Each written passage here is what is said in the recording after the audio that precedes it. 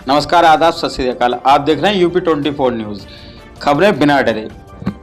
आपको बता दें, जिस तरह से नगर निकाय चुनाव को लेकर असमंजस की स्थिति हो गई थी, अब वो असमंजस की स्थिति खत्म हो चुकी है।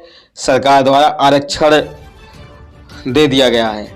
कौन कब कहां कैसे चुनाव लड़ेगा, इसकी तैयारियां प्रत्याशियों ने कर ली है। जिस तरह से बहेड़ी नगर पालिका की सीट पिछड़ी महिला सीट हुई है, उस तरह से कुछ लोगों के अरमानों पर पानी फिर गया है। जैसे कि जो लोग चुनाव लड़ना चाहते थे, उनकी पत्नियां चुनाव लड़ने की इच्छुक नहीं हैं, तो वो लोग बिल्कुल शांत होकर बैठ गए।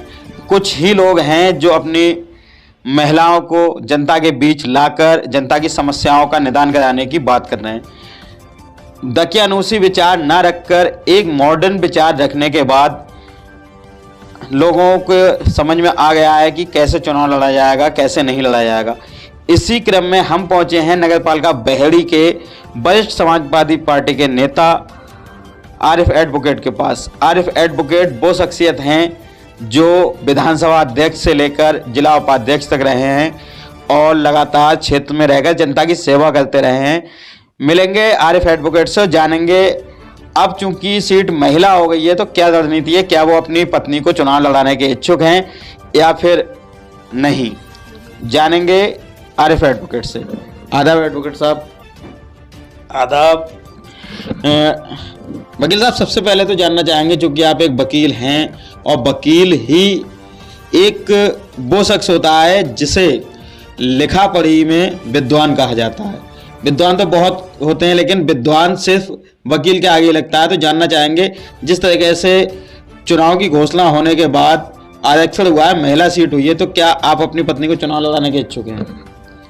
हमारी पत्नी तो चुनाव जब हम लड़ रहे थे तब भी कमान वही संभाले हुई थी और डोर टू डोर जाके लगभग उन्होंने आधी बहेड़ी से ज़्यादा कन्वेंसिंग, मुझसे ज़्यादा वो अपनी टीम के साथ कन्वेंसिंग कर चुकी थी।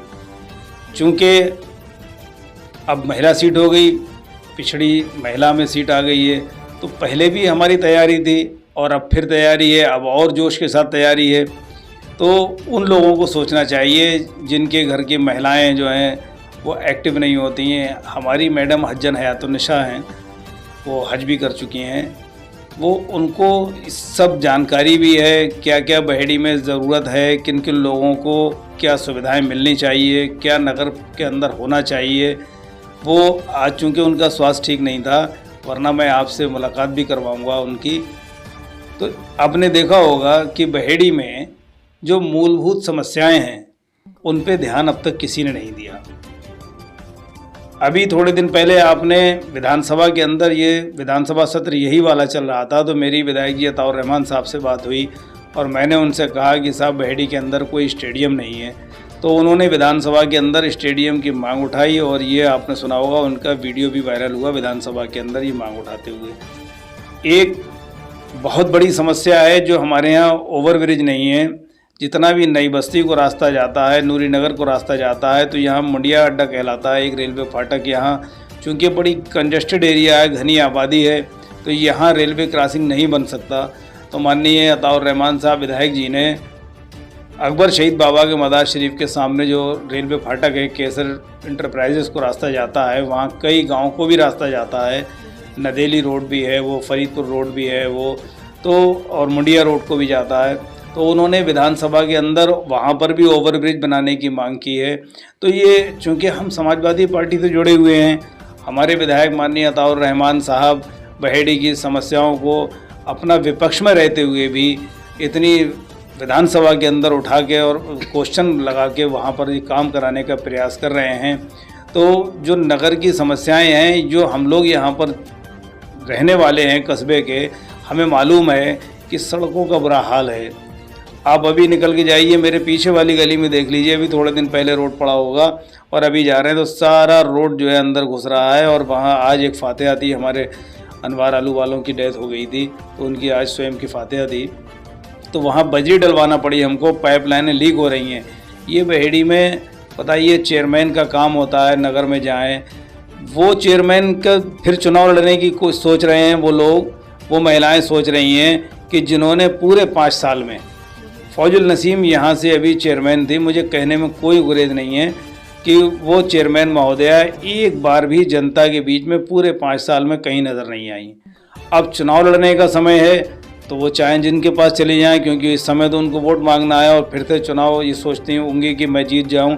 लेकिन जनता बहुत समझदार है, जनता ये जानती है कि फौजुल नसीम साहिबा जो हैं वो लखनऊ में रह के अपना वहाँ पर सारा समय बिताती हैं, बहेड़ी के अंदर वो रहती नहीं हैं। तो वो जब बहेड़ी के अंदर रहेंगी नहीं तो बहेड़ी की लोगों की समस्याओं के बारे में क्या जानेंगी। उन्होंने कुछ नहीं देखा, ना कहीं किसी वार्ड में आज तक गई, ना किसी रोड को देखा, ना कहीं देखा। तो ये कम से कम लोकल के रहने वाले जो लोग होते हैं, जो लोकल में हैं, वो हमारी मैडम सब जानती हैं। तो हमें तो और खुशी है, हम तो कह रहे हैं महिला पिछड़ी हो गई, हमारी तैयारी और ज़बरदस्त हो गई। पहले हमारी सारी तैयारी थी और हम दमखम के साथ चुनाव लड़ाएंगे। समाजवादी पार्टी से जुड़े रहे हैं, पिछली बार एक बार आपने समाजवादी से टिकट मांगा जो कि आपको नहीं मिल पाया किसी कारणवश, और आपने चुनाव नहीं लड़ा था। जानना चाहेंगे, अगर पार्टी आपको टिकट देती है, आप पे विश्वास जताती, तब तो आप चुनाव लड़ेंगे। अगर टिकट नहीं मिलता है किसी कारणवश पहले की तरह, तो क्या तैयारियां, चुनाव लड़ेंगे या फिर नहीं? देखिए, हम समाजवादी पार्टी के कार्यकर्ता हैं और समाजवादी पार्टी से जुड़े हुए हैं। मैं नगर अध्यक्ष रहा, उसके बाद समाजवादी पार्टी ने मुझे, हमारे वरिष्ठ नेताओं ने ये देख के, मेरी कार्यशैली को देखते हुए, मेरे कार्यों को देखते हुए मुझे विधानसभा का अध्यक्ष बनाया। मैं यहाँ 7 साल विधानसभा का अध्यक्ष रहा, उसके बाद फिर मुझे ज़िले का उपाध्यक्ष बना दिया गया। अब वर्तमान में भी निवर्तमान में भी मैं ज़िले का सचिव था। तो हम लगातार समाजवादी पार्टी के कार्यकर्ता हैं। समाजवादी पार्टी का जो भी फैसला होता है वो हमारे सर माथे होता है। लेकिन मुझे उम्मीद है कि समाजवादी पार्टी में मुझसे ज़्यादा जुझारू कर्मठशील कार्यकर्ता कोई है नहीं, और जो समाजवादी पार्टी का अपने आप को कहलाते हैं या जो समाजवादी पार्टी को बनते हैं, मैं फिर कहूँगा, मैंने हर बार आपके सामने भी कहा और भी हमारे पत्रकार साथियों से कहा कि उन्होंने आज तक किसी समाजवादी पार्टी की मीटिंग में, नगर की, विधानसभा की, ज़िले की कहीं मीटिंग में कहीं देखा हो उनको। समाजवादी पार्टी के जो भी धरना प्रदर्शन, जो भी प्रदेश से कार्यक्रम जारी होते हैं, उनमें कहीं भी कोई समाजवादी पार्टी का नेता हम लोगों के अलावा नज़र नहीं आता है। हम अताउर रहमान साहब के साथ में हैं, उनके साथ कंधे से कंधा मिला के काम करते हैं।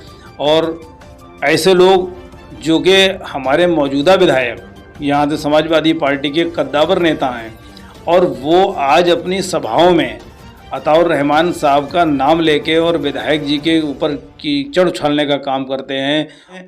हम ही लोग समाजवादी पार्टी के हैं और मुझे उम्मीद है कि हमारी इस कार्यों को देखते हुए समाजवादी पार्टी हमें ही टिकट देगी, और हमें टिकट देगी, पूरे दमखम से चुनाव लड़के हम इस बार जीत के दिखाएंगे। नगर में विकास की बातें तो हमने बहुत की हैं, आपसे पहले भी इंटरव्यू में बहुत सारी बातें की, बहुत सारी आपने योजनाएं बताई कि आप क्या करना चाहते हैं। क्योंकि अब महिला सीट है तो महिला शक्ति को, जब फिर से एक बार महिला शक्ति को ताकत देने की बात चल रही है नगर पालिका बहेड़ी में, तो महिलाओं के लिए विशेष क्या रहेगा? देखिए, सबसे पहले तो मैं ये बता दूं कि अगर महिला सीट है तो महिला की चेयर है तो महिला को ही बैठना चाहिए। आपने देखा होगा अभी पिछले 5 साल बीते या उससे पहले भी जो भी महिला यहाँ पे चेयरमैन रही, तो वो चेयरमैन की सीट पर उस दिन आके बैठी जिस दिन के बोर्ड की मीटिंग होना थी। हम वोट महिला को दे रहे हैं, महिला को अपना यहाँ का नुमाइंदा चुन रहे हैं, और फिर हम इंटरफेयर क्यों करें? तो यहाँ पर जो महिला की सीट पर कब्जा जमाए बैठे थे उनके पति बैठते थे, और वो तो ऐसे बैठते थे कि उन्होंने 5 साल कुर्सी पे बैठने के अलावा चेयरमैन की कुर्सी पे, जो नियम के विरुद्ध है, और उसके बाद नगर पालिका के अंदर 4.5 साल नगर पालिका के ईओ के कमरे में रह के सोने का भी काम किया। वहीं सोते थे, वहीं रहते थे अपना घर होते हुए। तो और नाम महिला का, अब फिर वही उसी महिला को ला रहे हैं फौजुल नसीम साहब को, फिर वही कब्जा करेंगे। और उनके कारनामों को पूरी बहेड़ी जान चुकी है। कि आप देखें, गंदगी के आज भी अटंबार लगे हुए हैं बहेड़ी में। अगर कहीं भी कहते हैं मैंने सड़कों का जाल बिछा दिया, कहीं सड़कों का जाल नहीं बिछाया। एक आप नूरी नगर में जाएंगे जहां वीराना कहलाता छतरी चौराहा, वहां से लेके केसर फैक्ट्री की तरफ को एक रास्ता निकलता है, वो रास्ता गैर आबादी में है, अभी वहाँ आबादी नहीं है। और वो इसलिए डाला गया केवल चूँकि आपने वहाँ प्लाटिंग करी, और उस प्लाटिंग में अपनी कीमत बढ़ाने के लिए और पैसा नगर पालिका का इस्तेमाल किया। केवल अपनी जेब भरने का काम, केवल भ्रष्टाचारी का काम करने का काम ये किया है, जबकि ये काम फौजुल नसीम का था, ना कि उनके पति का था। अगर मैं आपके सामने कह रहा हूँ कि हमारी मैडम जनता ने प्यार दिया और मुझे उम्मीद है जनता प्यार देगी और वही यहाँ से चुनाव जीतेंगी, तो चुनाव वही कुर्सी पर बैठेंगी और वही सारा कार्य देखेंगी। आरिफ वकील इंटरफेयर नहीं करेंगे। आरिफ एडवोकेट का तो इतना काम होगा कि बस अपने वहाँ वकालत कर रहे हैं वैसी वकालत करेंगे और समाजवादी पार्टी के जो भी कार्यकर्ता हैं उस कार्यकर्ता की हैसियत से काम करेंगे। आपने ये बहुत बड़ी बात कही है कि जिस तरह से महिला सीट है तो महिला को ही बैठना चाहिए। ये सारी चीज़ें हो गई। महिलाओं के लिए विशेष क्या रहेगा, उस पर थोड़ा सा रोशनी डालेंगे। देखिए, बहेड़ी के अंदर पिछली बार भी लोगों ने ये एक ऐलान किया था और लोगों के फार्म भरवाए थे कि साहब यहाँ पर महिलाओं को मशीनें घर घर दी जाएंगी। आज तक चुनाव आ गया, 5 साल बीत चुके और कई महीने उसके बाद भी बीत गए, किसी महिला को मशीन नहीं मिली। हमारी मैडम का जब आप इंटरव्यू लेंगे तो वो खुद बताएंगी कि बहेड़ी के अंदर जो महिलाओं के कार्य, हमारे यहाँ की महिलाएं जो सिलाई जानती हैं और जो लड़कियां अभी बच्ची हैं नहीं सिलाई जानती हैं, तो उनका प्रशिक्षण केंद्र बनवाएंगे यहाँ पर और उनको सिलाई की व्यवस्था, उनको कारचोपी की व्यवस्था, जो और काम है महिलाओं के लिए यहाँ पर, तो वो उनको पढ़ाने लिखाने की, उनको किस तरह से आगे बढ़ना है, समाज में कैसे मजबूत उनको बनाया जाए, किस तरीके से जो आज हम लोग भेदभाव ख़त्म करना चाहते हैं कि महिला में और पुरुष में भेदभाव नहीं होना चाहिए, तो महिलाओं को इतना सशक्त होना चाहिए। जो भी महिलाओं के सशक्तिकरण के लिए कार्य होगा वो खुद करेंगी। महिला शक्ति की बात चलती है, महिलाओं की बहुत सारी योजनाएं आती हैं जो कि गाए बगाए सुनने में आता है कि नहीं मिल पाती हैं। उन योजनाओं को लेकर क्या कहेंगे? और लड़कियों की शिक्षा के लिए जो कि एक शिक्षा का अभाव है, ख़ास तौर पे मुस्लिम कम्युनिटी में शिक्षा का बहुत अभाव है, जिसकी वजह से बहुत सारी ऐसी चीज़ें मुस्लिम मुआशरे में आ गई हैं जो कि नहीं आना चाहिए थी। क्योंकि माँ अगर शिक्षित होगी तो बच्चा भी शिक्षित होगा, बच्चा शिक्षित होगा तो समाज बेहतर बनेगा। तो लड़कियों की शिक्षा के लिए और महिलाओं के लिए जो योजनाएं आती हैं उनके लिए क्या कहना चाहेंगे? आपने बहुत अच्छी बात कही दानिश भाई। मैं आपको बताना चाहता हूँ, सुशीला तिवारी इंटर कॉलेज बहेड़ी के अंदर बना हुआ है, जो हमारे थाने के बिल्कुल सामने है। जब ये सुशीला तिवारी इंटर कॉलेज बहेड़ी में बनने की बात चली थी तो सैयद शमशाद अली साहब जो हमारे गन्ना सोसाइटी के चेयरमैन थे और डिग्री कॉलेज के मैनेजर थे, हम लोग उस समय डिग्री कॉलेज में पढ़ते थे, तो सैयद शमशाद अली साहब ने हमसे कहा कि भाई अब आप लोगों की ज़रूरत है और आप लोग क्या चाहते हो। हमने कहा साहब यहाँ लड़कियों के लिए एक सुशीला तिवारी इंटर कॉलेज जो बना है, हमने कहा एक इंटर कॉलेज बनना चाहिए। उस इंटर कॉलेज बनाने के लिए लड़कियों के लिए हम लोगों ने बहुत लड़ाई लड़ी और मैं, हमारे एक दोस्त शकील लाला एडवोकेट हैं वो होते थे, एक चौधरी हरपाल सिंह, एक सरदार हरजिंदर सिंह एडवोकेट हैं वो, और हम लोगों ने, एक दानवीर सिंह चौधरी हैं, बड़ी हमने लाठियाँ भी खाई। और हुआ ये कि यहाँ पर इस इंटर कॉलेज की ज़मीन ये सबसे सेफ़ है, सुशीला तिवारी इंटर कॉलेज, क्योंकि यहाँ सामने थाना, ब्लॉक, तहसील सब बराबर में है। यहाँ बेखौफ लड़कियाँ जाती हैं और पढ़ाई होती है, तो यहाँ ये ज़मीन हमको अलॉटमेंट नहीं हो रही थी। यहाँ को उस समय ज़िला पंचायत के अध्यक्ष थे श्री एवरन सिंह गंगवार, और यहाँ पर DM भूल नाम अभी उनका नाम वो थे, तब ND तिवारी जी बहेड़ी में उस समय मुख्यमंत्री हुआ करते थे। अब जब बहेड़ी में आया और हमें जब अलॉटमेंट एवरन सिंह गंगवार नहीं कर रहे थे इंटर कॉलेज के नाम ज़िला पंचायत की ज़मीन का, तो डॉक्टर यहाँ जमुना प्रसाद जी थे, उनके लिए वो चाहते थे कि मेरे नाम अलॉट हो जाए, वो उनके रिश्तेदार थे। तो हमने ND तिवारी जी का घेराव किया।